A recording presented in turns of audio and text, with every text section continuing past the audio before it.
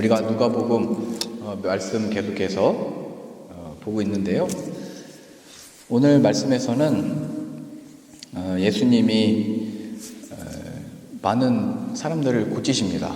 그 중에는 잘 아는 베드로의 장모도 등장을 해서 제자가 되기 전에 먼저 그 열병을 고쳐내시고, 그 다음에 이게 또 안식일이었다 표현되어 있잖아요. 그러니까 그날의 계산이 토요일 날 해 떨어지는 시간이 돼야 이제 그 안식일이 끝나는 겁니다.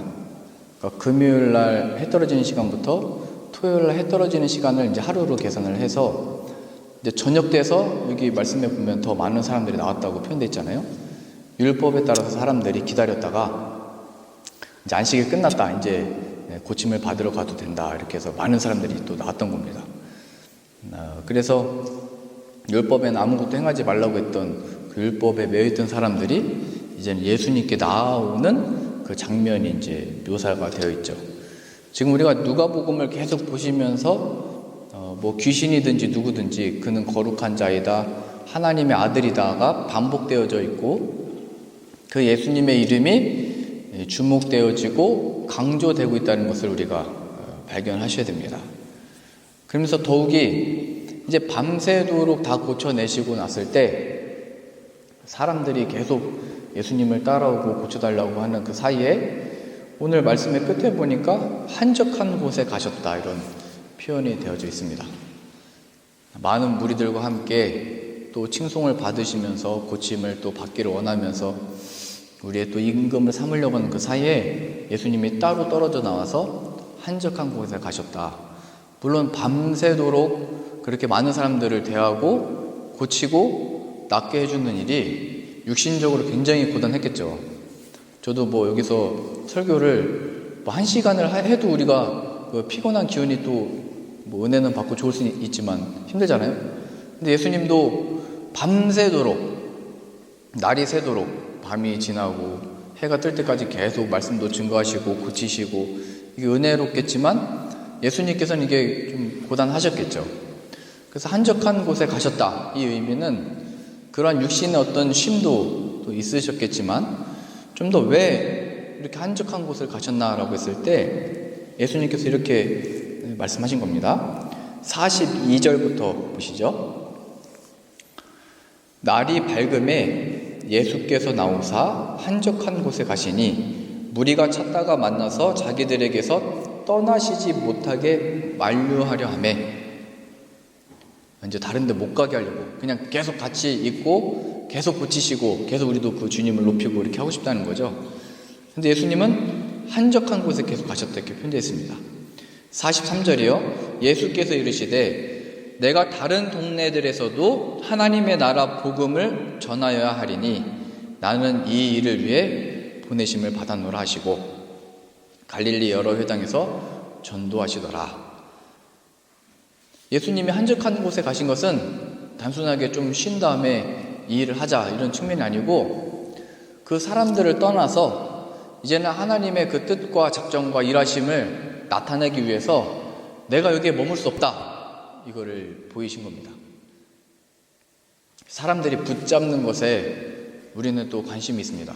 사람들이 칭송하고 높이고 잘한다 해주고 격려해 주는 것에 많은 힘을 얻습니다. 그러면 우리는 거기에 집중해서 좀 더 거기 해도 되잖아요. 거기에서 좀 더 사역을 해도 되잖아요. 근데 예수님은 사람들이 붙잡는다고 환영한다고 머무는 분이 아니다라는 것을 보여주게 됩니다. 하나님의 뜻을 따라서 다음 장소로 이동을 하게 됩니다. 그래서 여기 한적한 곳에 가셨다라고 하는 것은 하나님께서 주신 사명에 집중하기 위하여 시간과 장소를 구별했다, 이겁니다. 사람들의 칭찬과 인정과 칭송과 높임과 기대와 바램이 예수님의 사역의 중심이 아니었고, 또 반면에 이 사람들을 향한 연민과 동정과 도움과 섬김과 낫게 하는 것이 목적이 아니고 하나님의 이 복음을 전하는 것을 위하여 자신의 그 인생이 주어진 건데 그것에 집중하기 위하여 한적한 곳에 가셨다는 겁니다. 우리들도 이 세상을 살면서 사람들의 관심과 기대와 이것을 어렸을 때부터 부모로부터 받고 혹은 친구들로부터 받고 선생님으로부터 받고 이렇게 자라왔습니다. 근데 우리가 신앙 안에서 발견하는 것은 내 인생이 나에게 주어진 사명이 이러한 것들로부터 주어진 게 아니고 부모를 통해서 태어났지만 하나님의 뜻하심에 따라 내가 태어나게 됐고 하나님의 뜻을 가지고 세움을 받게 됐고 살아가는 것이구나를 발견하는 것이 우리 인생의 중요한 의미라는 것을 우리가 확인할 수 있습니다. 그래서 한적한 곳에 가셨다. 우리들도 이 많은 이 세상 일들 속에 관심과 기대 속에 하나님께 집중하고 있는가? 여기로 이제 우리를 집중시키고 있는 겁니다. 한적한 곳. 내가 하나님께 집중하고 있는가? 하나님이 나를 왜 지으셨지? 나를 지금 이곳에 두게 하신 이유가 뭐지? 하나님의 뜻을 위하여 내가 서 있다는 것을 집중하는 것. 그게 한적한 곳에 가셨다라고 하는 의미입니다. 세상적으로 볼 때는 지금 예수님은 비효율적으로 일을 하시는 겁니다. 또 이게 또 비현실적입니다. 왜냐하면 여기서 사람들이 모였으면 그 모인 사람들과 함께 이제 더 많은 사람들을 모으고 힘을 모아서 무엇인가를 하셔야 되는데 그냥 떠나버리는 겁니다. 우리가 장사를 해도 단골 손님들이 생기면 그 단골 손님들과 함께 더 키워야 되잖아요. 그 다음에 또 다른 또 식당 2호점, 3호점을 내든지 뭐 해야 될 거 아니에요. 근데 예수님은 그런 어떤 생겨난 기반이라고 할까요? 생겨난 말하자면 주목된 이 사람들이라고 할까요? 이거를 다 그냥 두고 또 하나님의 이 사역을 위해서 떠나버리십니다. 하나님의 이 일과 역사는 우리가 생각하는 것처럼 기대하는 것처럼 인간에 보여지는 무슨 크기나 능력이나 힘으로 하는 게 아니고 또 하나님의 관심도 우리들에게 대해서 야 네가 이 세상에서 얼마나 인정을 받고 있냐, 얼마나 관심을 받고 있냐, 얼마나 칭찬을 받고 있냐, 얼마나 부모의 인정을 받고 있냐 그 자체에 두지 아니하시고 얼마나 하나님 내게 집중하고 있느냐를 보고 계신 겁니다. 그게 이 세상에서의 표현은 예배고 기도고 하나님을 높이는 이 찬양이죠. 그 모습들로 나타나는 겁니다. 이 땅을 살아가면서 내게 집중하고 있는가? 그래서 이거는 신앙적으로 실제적인 겁니다. 하나님 앞에서는 이게 실제적인 겁니다. 뭐냐면 예수님이 한적한 곳에 가셔서 하나님의 사역을 위한 준비를 또 하신 거죠. 쉬시기도 하시고 하나님의 복음의 이 전파를 위해서 또 준비를 하시고 많은 사람들의 기대와 관심과 말들 속에 거기에 머물러 있는 게 아니고 하나님의 뜻을 나아가기 위해서 한적한 곳으로 나오신 겁니다. 실제적으로 하나님 앞에 준비를 하고 있는 겁니다. 우리가 이 하나님께 준비하고 있다라고 하는 것은 이 하나님께 집중하고 있다라고 하는 것은 제가 다윗이 떠오르는데요. 이스라엘 백성들이 왕을 달라고 해서 사울을 일대 왕으로 세웠습니다. 일대 왕이 세워지고 이스라엘 군대도 생기고 그 나라가 생겼는데 그때 골리앗과 블레셋 사람들이 이제 이스라엘과 전쟁을 하러 왔죠. 그때 이스라엘 백성들은 그 골리앗 앞에서 아무도 못 나가는 겁니다. 너무 크니까, 너무 힘이 세 보이니까. 장군을 내보내봐라, 나를 무찔릴 사람을 내보내봐라, 내가 만약 이 골리앗이 무너지면 우리가 너희의 종이 되겠다, 이렇게 얘기를 했는데도 못 나가는 거죠.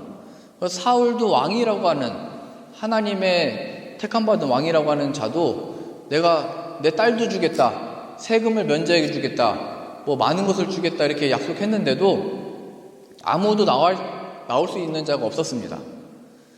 그때 다윗은 자신의 부모의 심부름을 따라서 갔다가 전쟁에 나간 형들에게 줄 먹을 것을 가지고 갔다가 그러한 장면을 보고 내가 나간다고 한 거죠.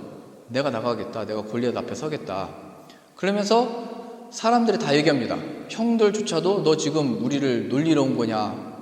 지금 놀러 왔냐? 지금 골리앗은 보이기나 하냐? 이렇게 조롱하게 됐고 사울조차도, 이스라엘 백성들조차도 다윗을 보니까 소년이었잖아요. 이게 뭐 되겠어요? 사울이 자신의 뭐 갑옷을 줬지만 그게 거추장스러운 거였잖아요. 무거운 거였잖아요. 저 골리앗을 맞이하려면 너도 건장해야 되고, 또 이걸로는 안 되니까 갑옷도 거쳐야 되고, 이 세상에 너를 보호할 것을 입고 나가라. 그런데 다윗은 그거 메고 있는 것도 거추장스러웠던 겁니다. 세상적으로 왕이 입었던 것을 입으면 얼마나 있어 보이겠어요. 근데 자신에게 이거 맞지 않는 옷이라는 것을 알고 벗어버리는 겁니다. 그리고 자신에게 익숙한 걸 가지고 나가서 골리앗 앞에 서서 얘기하는 거잖아요. 모든 이스라엘이 그 사울 왕이 집중하고 있는 상태죠. 무슨 이슈와 모든 상황 속에서 그 골리앗과 그 앞에 서 있는 다윗에게 주목하고 있을 때 다윗이 말한 게 중요한 겁니다. 물론 이렇게 쓰러뜨린 것도 중요하지만 거기서 다윗은 뭐라고 고백하냐면, 너는 창과 뭐 칼로 나오지만 나는 만군의 여호와의 이름으로 나간다. 이게 준비되어 있는 자라는 거예요. 갑자기 어떻게 보면은 다윗으로 보자면 갑자기 그 상황이 주어진 거잖아요. 또 자기가 기대하지 않은 순간에 주어진 거잖아요. 근데 그때 다윗은 하나님께 집중하고 있었고, 그 기회가 왔을 때 만군의 여호와의 이름을 높이며, 말하자면 그게 찬양이며 시인하는 신앙 고백이고 하나님의 살아계심의 증인이 되는 겁니다. 내가 좀 더 큰 다음에, 내가 갑옷을 입은 다음에, 왕이라고 하는 이름을 가진 다음에, 뭐 군대 장관이라고 하는 내가 장군의 이름을 가지고 나간 게 아니고, 하나님이 우리의 삶 속에 늘 그렇게 펼치시는 겁니다. 문득, 갑자기. 그 앞에 우리들의 분개와 우리들의 화냄과 이 그 성냄은 어디에 있어야 되는 거냐면, 왜 하나님을 기억하지 못하고 저 골리앗 앞에, 저 왜 큰 것 앞에 왜 좌절해 있냐, 이겁니다. 하나님의 싸움은 크게 있는 게 아니다, 나와서 고백하는 거죠. 나는 만군의 여호와의 이름으로 나간다, 이 말은 하나님이 저 골리앗보다 더 크시다, 훨씬. 우리의 생명이 저들의 칼에 주어진 게 아니고 하나님의 손에 있다, 이 고백을 하고 있는 겁니다. 이 세상 속에서 예수 그리스도는 십자가에 못 박혀 죽으셨죠. 그것은 우리들이 이 세상적으로 무장해제가 된 겁니다. 이 세상에 대해서. 뭐 예수님이 능력으로, 칼로, 힘으로 안 하셨잖아요. 오늘도 한적한 곳에 가셨잖아요. 사람들을 데리고 무슨 정치적인 소동이나 힘과 군사력으로 한 게 아니고, 이게 집중했다는 게 어디로 집중한 거냐면 자신에게 주어진 사명, 십자가에 죽는 자리까지 가기 위하여 떠나버린 겁니다. 오늘 특주에서도 나왔듯이 나를 거기에 묻으소서, 이 고백으로 가는 거잖아요. 주님의 형상 만드소서. 예수 닮기 원하네. 뭐 찬양이 있는데 제가 이상하게 부르긴 했는데, 예수 닮기 원하네, 이게 늘 뭐 고백하잖아요. 그 예수 닮는다는 게 뭐냐면, 이 땅에서는 내가 정말 여기에 묻히고 예수님의 몸된 교회가 피어나기 원합니다. 하나님의 열매가 피어나기 원합니다. 이 땅에 내가 묻어져서 작은 것이지만 하나님의 열매는 크게 맺혀질 줄로 믿습니다. 겨자씨 같은 작은 씨앗 같은 나지만 하나님 앞에 심겨져서 큰 나무가 되고 새가 깃들고 새가 지저귀고 열매를 맺어서 많은 사람들이 먹는 것처럼, 나는 이 작은 것 하나이지만 하나님의 역사 속에 내가 그렇게 쓰임받을 줄로 믿습니다. 다윗 그 작은 하나가 나와가지고 지금 거기서 터트려버린 거죠. 그 열매를. 작은 것 같으나 큰 열매로 나오는 겁니다. 하나의 누룩이 밀가루, 빵을 만드는 존재하고는 별로 상관없는 것 같지만 그 누룩이 들어가서, 지금 말하면 이스트라고 하잖아요. 그게 빵에 들어가서 부풀게 만들잖아요. 깨찰빵이 원래 반죽하면은 굉장히 조그만 반죽인데 그 이스트를 넣으니까 이게 부풀어가지고 이렇게 커지는 거예요. 우리들이 그렇다는 거예요. 인간들의 역사로 보자면 한 50년, 100년 사는 이 역사 속에서 하나님의 교회가 성도들이 많아지고 줄어들고 개혁도 했다가 또 하나님을 떠났다가 이런 역사들이 우리 눈에는 보이잖아요. 근데 하나님의 나라로 보자면, 하나님의 시간과 하나님의 시각으로 보자면 태초로부터 하나님의 백성들은 점점 더 많아지고 점점 더 커지고, 하나님의 이 나라에 들어가는 하나님의 백성들의 숫자들은 이 지금 우리가 보는 2000년도의 이 역사가 아니고 태초로부터 시작된 역사 속에서 아브라함으로부터 다윗과 그 역사 속에 우리들까지 포함돼서 엄청난 숫자인 겁니다.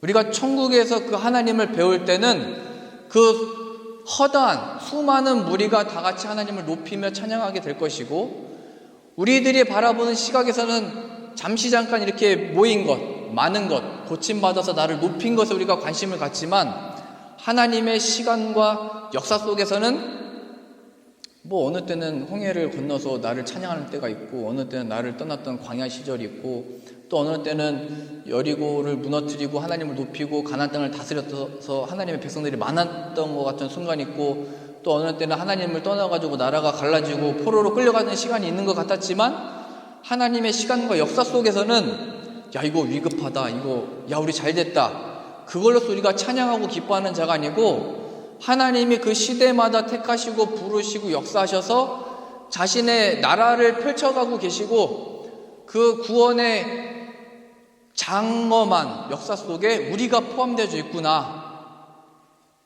그러니까 지금 이 다윗의 시각으로 볼 때는 준비가 되어 있는 겁니다. 천지 만물을 지으신 하나님의 역사가 지금 여기에 있다. 이스라엘 백성들과 이 사울 왕은 야 저 골리앗 앞에 어떻게 하냐라는 순간에 다윗은 주목하고 집중하고 있었던 거죠. 어떤 의미에서는 양을 치면서 또 늑대가 오고 이리가 오고 뭐 곰이 와서 자신의 양들을 해하려고 할 때, 그때 하나님을 배우고 거기서 겸손함을 얻고 이 양을 지킬 능력이 하나님께 있구나, 이걸 배우다가 그 순간이 왔을 때 또 하나님께 집중하게 됐다는 겁니다. 그러니까 예수님께 집중하지 못하도록 방해하는 게 무엇입니까?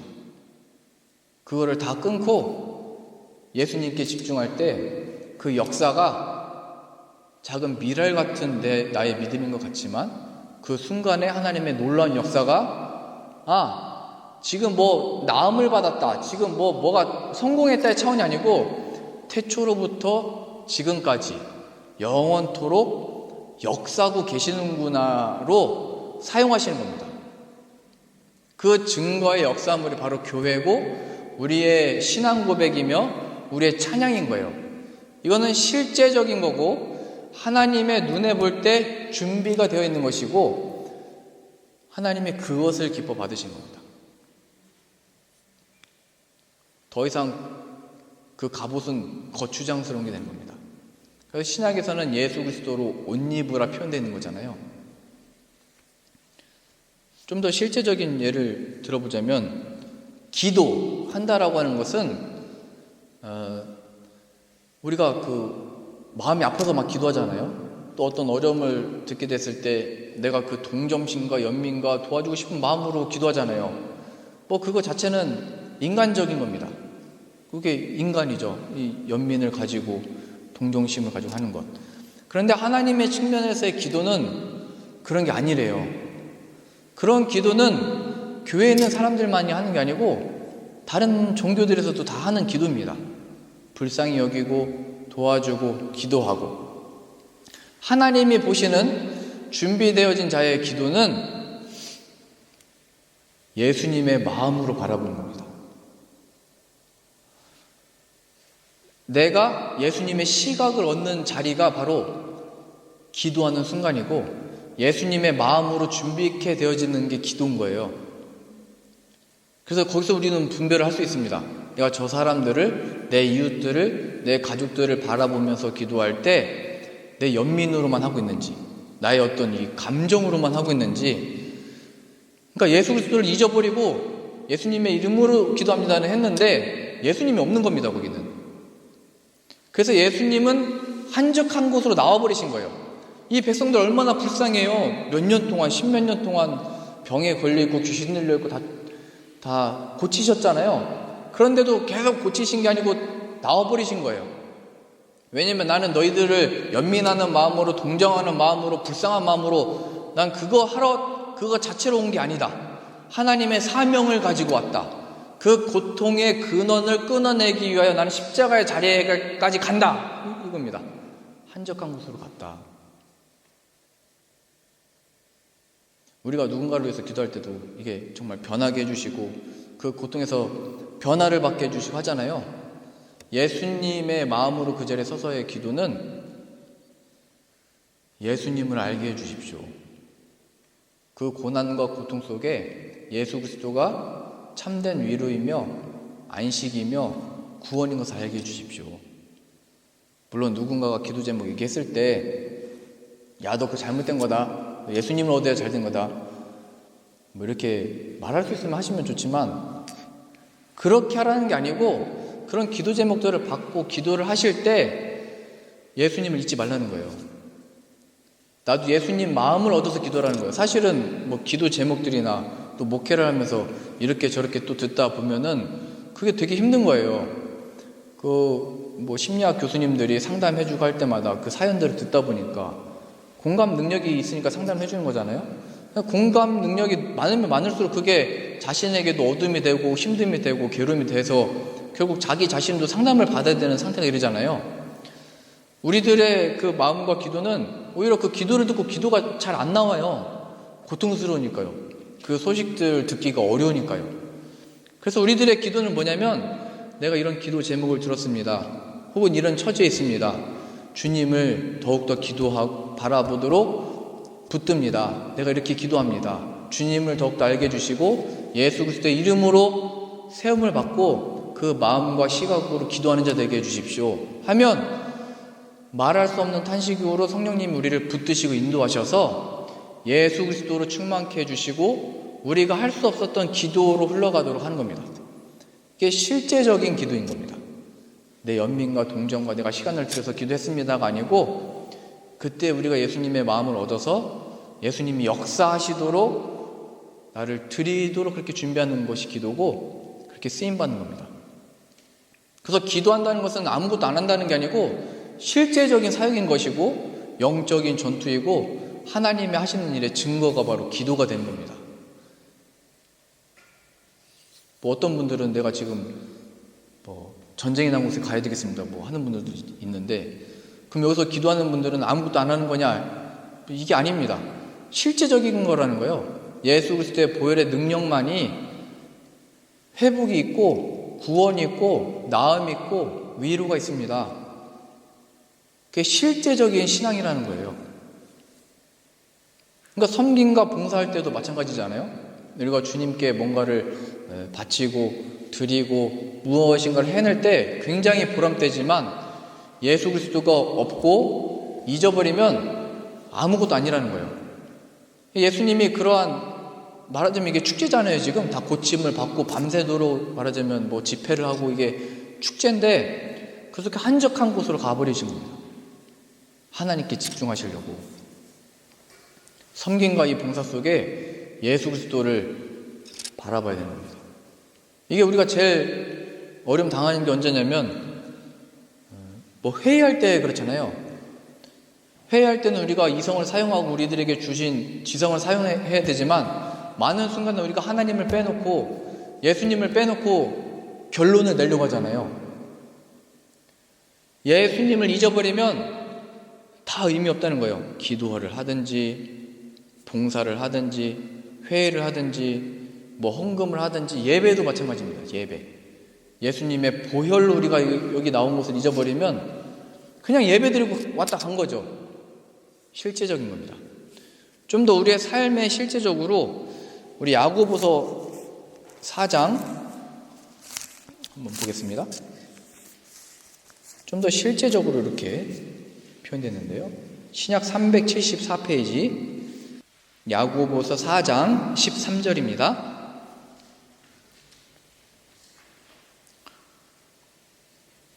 들으라 너희 중에 말하기를 오늘이나 내일이나 우리가 어떤 도시에 가서 거기서 1년을 머물며 장사하여 이익을 보리라 하는 자들아.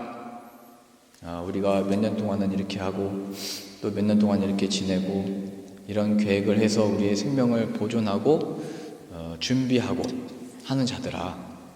14절이요. 내일 일을 너희가 알지 못하는도다.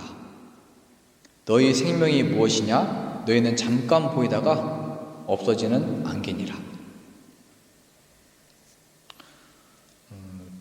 우리들이 보는 이 세상과 내 인생과 이 역사는 내가 아니면 안 되는 것처럼 일을 해야 됩니다.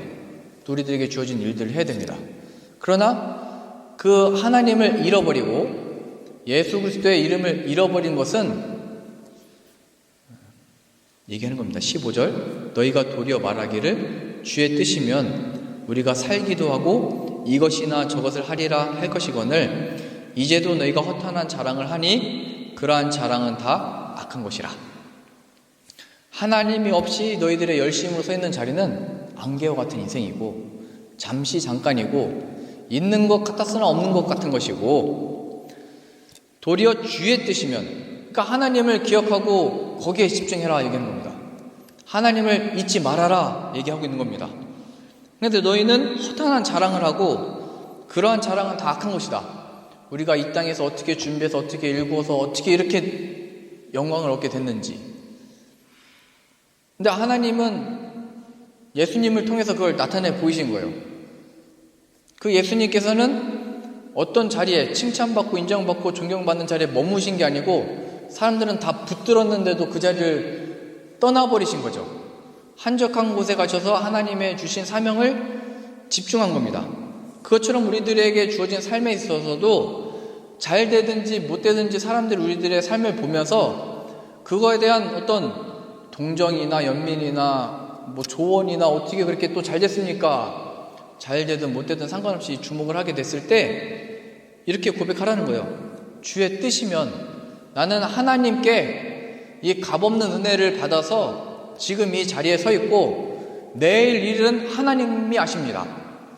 천지 만물을 지신 하나님께서 이 인류 역사를 주관해 오셔서 내 삶도 지금 보여준 데까지만 믿음으로 살고 있는 것이고 이 전쟁과 이 역사와 이 인류 역사도 하나님이 주관하고 계시고 역사하신다는 걸 알아서 나는 지금 하나님 앞에 기도함으로 믿음으로 또 그들을 위하여 또 우리들의 지체들을 위하여 기도하면서 나는 살고 있습니다 얘기하는 겁니다.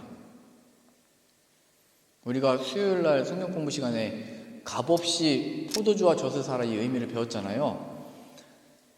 값없이 은혜를 받는다는 게 무엇인지, 본래 은혜라는 것 자체가 죄인, 형벌을 받을 죄인이 용서받을 자격이나 조건이 없는데 그냥 받은 거잖아요. 은혜입니다. 그게. 그것처럼 값없이 포도주와 젖을 사라, 하나님이 이사야 선지자를 통해서 그 하신 말씀이 뭐냐면 아담과 하와는 본래 에덴 동산에서 애쓰지 아니하고 뭘 수고하지 아니하고 땀 흘리지 아니하고 생명을 보존할 수 있었고 그 모든 것들을 누릴 수가 있었습니다. 또 모든 것을 다스리고 통치할 수 있었습니다. 아담과 하와는.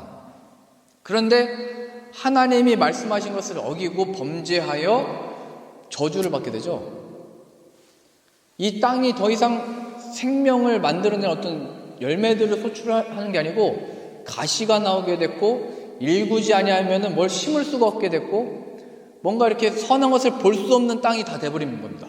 땅도 저주를 받게 되고 그래서 아담은 그 저주 속에서 그 땅을 일구어서 평생토록 애쓰고 땀 흘리고 힘써야만이 생명을 살릴 수가 있었던 거죠. 그 속에 이사야 선지자를 통해서 외치게 한 겁니다. 더 이상 너희들이 수고하여 생명을 연장하지 말고 값없이 포도주와 젖을 사라. 내가 그 값을 치렀다. 내 아들에게 그 저주의 형벌을 내려버렸다. 십자가에서 죽도록 했다. 그러니 너희들은 그 값을 치르지 말고 나로부터 주어지는 영생의 생명을 그 주 앞에 예수 그리스도 앞에 나와서 받아먹어라 얘기하는 겁니다. 그래서 우리들의 이 인생과 생활 속에 삶 속에 우리가 값없는 은혜를 받아서 지금을 믿음으로 살고 있습니다. 이 고백이 뭐냐면 우리는 본래 종신토록 애쓰고 노력하고 힘써서 이렇게 겨우겨우 살고 그리고 살아가지만 늙고 흰머리가 나고 고통받고 노화가 오고 질병이 오고 결국 죽음에 가지만 하나님이 그 값없는 양식 예수 그리스도를 이 땅에 주셨고 나에게 주셨습니다의 고백이라는 거예요. 주의 뜻이면 우리가 여기에 살기도 할 거고 가기도 할 거고 있기도 할 겁니다. 얘야, 그리고 뭐 당신은 이제 어떻게 할 겁니까? 친구야, 이제 너 앞으로 어떻게 할 거냐? 너 왜 지금 거기 있는 거냐? 이제 어디로 갈 거냐? 어떻게 할 거냐? 속에 주의 뜻이면 나는 여기 있기도 하고 가기도 할 거다. 아니, 좀 현실적으로 좀 보고 현실적으로 좀 얘기해라. 그건 비현실적이고 비효율적이다. 근데 하나님의 보는 시각에서는 그게 신앙의 실제적인 고백이라는 거예요. 하나님의 역사가 그 속에 고백되어지고 나타나지고 작은 겨자씨만한 이 우리의 신앙 고백이지만 하나님의 열매를 그것을 통해서 나타내신다는 거예요. 태초로부터 지금까지 영원토록 일하시고 역사하시는 하나님의 나라의 역사가 지금 2022년 우리들의 주어진 상황과 주어진 이 전쟁 속과 이 역사 속에 그 신앙 고백이 하나님의 큰 역사로 나타난다는 거예요. 내가 만군의 여호와의 이름으로 나간다 했던 것이 사람들이 듣기에는 말만 하네, 뭐 입만 살아있네, 그냥 뭐 열정만 있네, 이렇게 봤는지는 모르지만 그게 다윗이 뭐 그 실력이 좋아서 쓰러뜨린 게 아니고 하나님의 그 물맷돌을 사용하셔서 쓰러뜨린 거를 배우게 되는 거예요. 다윗이 이 이스라엘 백성들이 뭐 다윗 보고 우리 이제 그걸로 골리앗 쓰러뜨리면 된다 했으면 그것만 연습했을 거 아니에요. 하나님이 사용하셔야 되는 거구나, 이걸 보고 배우는 거라고요. 뭐 우리가 아담 때로 보자면은 그 뱀이 유혹을 했으니까 그 뱀 다 잡아다 죽이자, 우리가 지금 그러지 않잖아요. 뱀이 진짜 막이면 우리도 뱀 다 잡아다 죽이면 이기는 거잖아요. 그냥 그렇게 쓰임받았던 한 존재에 대해서 하나님이 말씀하시는 거예요. 예수 그리스도께서 여자의 후손으로 오는 그 메시아 예수 그리스도가 그 머리, 뱀의 머리, 마귀의 머리를 상하게 해버리겠다 하신 그 약속이 성취되어졌고, 그 예수 그리스도 안에서 하는 우리들의 이 신앙 고백, 뭐 다른 사람 뭐 보지 않아도 하나님 앞에서 보는 내 믿음이, 하나님 이거 어떻게 됩니까? 저 이제 큰일 났습니다. 저를 인도해 주십시오. 왜 가만히 있는 겁니까? 어떻게 좀 제발 해 주십시오 라고 그 상황 속에 주 예수 그리스도를 믿습니다. 고백을 만들어낸다는 거예요.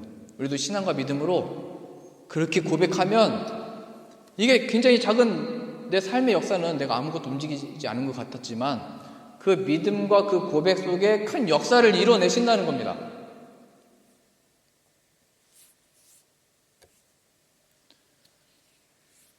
너희가 도리어 말하기를 주의 뜻이면 우리가 살기도 하고 이것이나 저것을 하리라. 여보, 당신, 아들아, 딸아, 우리가 주의 뜻이면 살기도 하고 주의 뜻이 아니면 부르시는 거다. 또 주의 뜻이면 있기도 하고 가는 거다.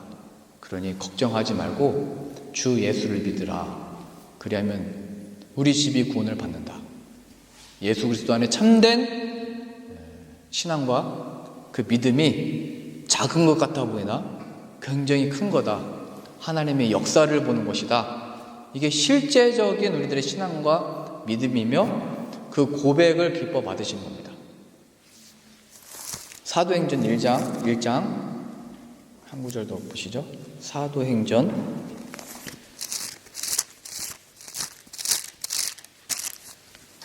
1장입니다. 그 누가복음을 누가가, 그러니까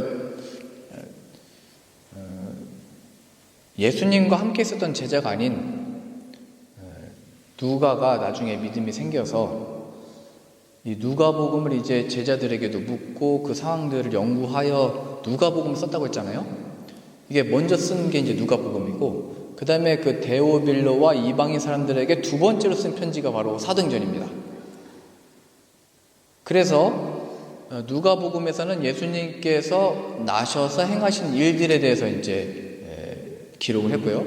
그 다음에 그 예수님이 또 부활하셨으면 또 같이 계셨으면 좋은데 또 승천하셔서 하나님께 올라가 버리셨잖아요.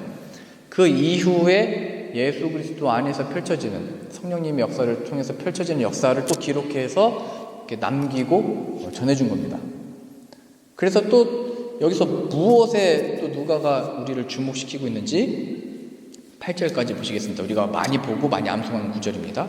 사도행전 1장 1절부터 보겠습니다. 데오빌로여.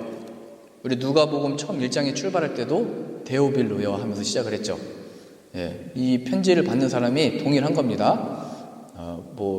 로마의 높은 지위에 있는 사람일 수도 있고, 이방인 사람들 중에 이제 이 복음을 받아들일 어떤 사람들 가리키고, 지금은 이제 우리에게까지 이게 전해진 겁니다. 저로 보자면 성은아 얘기하는 겁니다. 태민아 이렇게 얘기하는 겁니다. 승주야, 내가 먼저 쓴 글에는 무릇 예수께서 행하시며 가르치시기를 시작하신부터 그가 택하신 사도들에게 성령으로 명하시고 승천하신 날까지의 일을 기록하였노라. 그가 고난받으신 후에 또한 그들에게 확실한 많은 증거로 친히 살아계심을 나타내사 40일 동안 그들에게 보이시며 하나님 나라의 일을 말씀하시니라. 죽음에서 부활하신 예수님이 제자들과 함께 40일 동안 그의 살아계심과 역사하심을 나타내셨고 확실한 증거다. 그리고 그 예수님이 이제 이렇게 말씀하신다 나온 겁니다. 4절입니다. 사도들과 함께 모이사 그들에게 분부하여 이르시되 예루살렘을 떠나지 말고 주의 뜻이면 우리가 있기도 하고, 그리고 이제 주의 뜻에 따라 나중에 이제 다 흩어지게 되는 겁니다. 그 방식은 박해를 받아서 흩어지게 되죠. 그러니까 주님의 명령과 뜻은 항상 그게 우리가 원하는 모습이 아니고 하나님의 뜻과 방식대로 펼쳐지는데 준비된 자는 그 신호를 아는 겁니다. 고난받는 자들은 이게 왜 고난이 갑자기 임했냐, 우리가 주의 뜻대로 머물러 있는데. 근데 이렇게 준비된 자들은 지금 흩어질 때구나, 하나님의 역사가 이제 이렇게 펼쳐지는구나를 봐서 순종함으로 흩어져서 이제 교회들이 유럽 땅에 다 생겨나게 되는 겁니다. 4절이요. 사도들과 함께 모이사 그들에게 분부하여 이르시되 예루살렘을 떠나지 말고 내게서 들은 바 아버지께서 약속하신 것을 기다리라. 요한은 물로 세례를 베풀었으나 너희는 몇 날이 못되어 성령으로 세례를 받으리라 하셨느니라. 성령을 받는 사건이죠. 성령 세례. 우리가 이제 앞으로 계속 보시겠지만 성령의 세례는 예수 그리스도가 나의 구주이심을 발견하게 되고, 내가 그 예수 그리스도와 함께 십자가에 못 박혀서 내 죄가 죽고 그의 살아나심과 합하여 새 생명을 얻게 되는 역사를 성령이 이루어내신 겁니다. 우리의 고백이 아니고 그냥 말로만 나타난 우리의 의지가 아니고 어떤 종교심이 아니고 내 본성이나 열심으로서 받는 게 아니고 성령으로 인한 고백, 세례 가르칩니다. 아까 기도의 의미도 말씀을 드렸잖아요. 말할 수 없는 탄식으로 성령님 우리를 통하여 역사하셔서 주님을 바라보도록 기도하게 하신다고 했잖아요. 세례도 마찬가지인 거예요. 뭔가 뭐든지 예수 그리스도가 빠지면 의미가 하나도 없는 겁니다. 그냥 그렇게 한 것만 있는 거지 충만함이 없고 허함과 공허함과 창세기 1장이 표현했잖아요. 흑암과 어둠이 가득하다. 난 열심히 찬양하고 기뻤는데 왜 갑자기 어둠이 왔지? 늘 거기에 빠지는 이유가 그겁니다. 예수 그리스도. 성령이 오셔서는 그 예수 그리스도가 나의 삶의 고백의 실제가 되게 만들어버리는 성령 세례입니다. 이거 얼마든지 구하는 자들에게 주신다고 약속을 하셨습니다. 6절. 그들이 모였을 때 예수께 여쭈어 이르되 주께서 이스라엘 나라를 회복하심이 이때이니까 하니 이르시되 때와 시기는 아버지께서 자기의 권한에 두셨으니 너희가 알 바니라. 그러면 그 놀라운 성령, 하나님의 거룩한 영을 받게 되면 이제 제자들의 관심은 여전히 부활하신 예수님을 목격했으면서도 이렇게 고백을 하는 거예요. 그럼 그때가 우리 이스라엘이 독립을 하는 겁니까? 다시 다윗 시대 때처럼 그 영화와 영광을 누리게 되는 겁니까? 우리가 원했던 위로와 회복을 얻게 되는 겁니까? 우리들의 평생의 소원과 이 바람의 역사가 정말 이루어지는 겁니까? 이사야가 회복을 외쳤고 예언을 했는데, 그러면 그때가 바로 메시아를 통한 역사는 예수님은 이제 가시고 성령을 받아서 이제 그때 이루어지는 겁니까? 그러면 그거를 우리는 기다리면 되는 겁니까? 그건 너희 알 바 아니다 얘기하는 겁니다. 이거는 굉장히 비현실적인 거죠. 이 세상하고 너무 동떨어진 얘기 같습니다. 우리는 이 시대를 살고 있고 이 역사를 살고 있고 우리의 자녀들, 후손들을 위해서 책임감 있게 이 세상을 일구어 나가야 되는데 후손들을 위하여 뭔가 우리 때는 독립을 못해도 독립을 할 준비를 해야 되는데 너희 알 바 아니다라고 말씀을 해버리십니다. 그러니까 이 제자들의 상태도 이제 부활하신 예수님을 봤으니까 그 예수님께 집중하게 된 게 아니고 여전히 그 부활하신 예수님을 통한 힘과 역사와 자신들의 소원에 여전히 관심이 있었다는 거예요. 예수님은 고치시고 낫게 하시고 열병도 낫게 하시고 귀신도 쫓아나게 하실 겁니다. 근데 너희들이 집중할 바는 이 나라의 회복도 아니고 나라가 망하는 것도 아니고 예수님, 하나님, 내게 집중해라 말씀하시는 겁니다. 그 외에 하나님께서 잔치를 준비하셨을 때 사람들이 이렇게 얘기한다고 예수님이 비유 드셨잖아요. 나는 오늘 소를 먹여야 됩니다. 밭을 갈아야 됩니다. 시집 가고 장가 가야 됩니다. 그게 자체는 잘못된 게 아니죠. 근데 하나님이 없는 시집 장가 가는 것, 소 먹이는 것, 반일하는 것, 그건 정말 큰일 나는 일이다. 교회 안에서도 똑같이 얘기하는 겁니다. 주의 제자라고 하는 이 사람들이 모여가지고 부활하신 예수님을 말하자면 다 높이고 주신 음식도 다 받아 먹었는데 나라의 영광, 여기서 교회에 모여가지고 기도하고 찬양하고 예배드린 거에 자체 의미가 있는 게 아니고 예수 그리스도께 집중하지 못하고 잊어버리면 예수님께 이 말씀 듣는 거예요. 아버지께서 자기의 권한에 두셨으니 너희 알 바니다. 근데 무슨 기도를 하고 있는 거냐? 무슨 걱정을 하고 있는 거냐? 무슨 두려움에 빠져 있는 거냐? 8절입니다. 오직 성령이 너에게 임하시면 너희가 권능을 받고 예루살렘과 온 유대와 사마리아와 땅끝까지 이르러 내 증인이 되리라. 예수님의 증인이 된다는 것은 내가 예루살렘에 있든 지금 내 보내신 자리가 땅끝이라는 거예요. 또 보내면 또 가게 되고 예루살렘, 온 유대, 사마리아와 땅끝 다 처지와 상황과 여건과 정치적인 것과 힘과 능력이 다 다른 지역들이지만 우리들의 관심이 예수님께 있어가지고 이 땅에 필요한 것이 예수 그리스도입니다. 이렇게 고백하게 된다는 거예요.